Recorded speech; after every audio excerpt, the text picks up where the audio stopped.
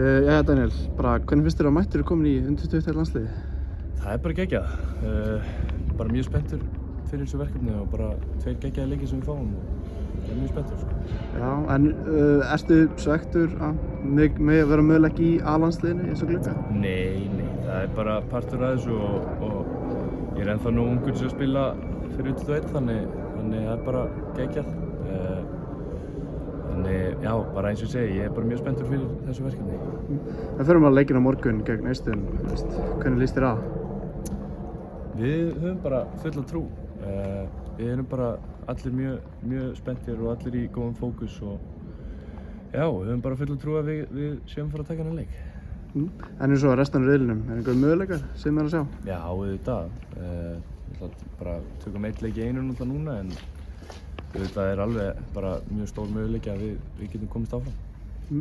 En langar að tala Malmö þegar náttúrulega bara tíminn að fara að byrja. Hvernig líður með stöðuna þar hjá Malmö?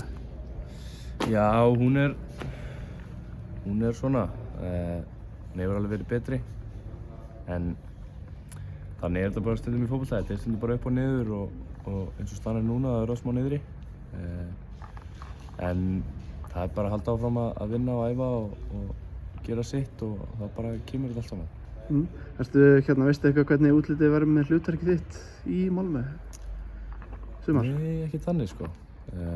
Bara eins og ég segi, já, ég er ekki búinn að vera að spila eitthvað mikið núna en já, það bara fer að koma.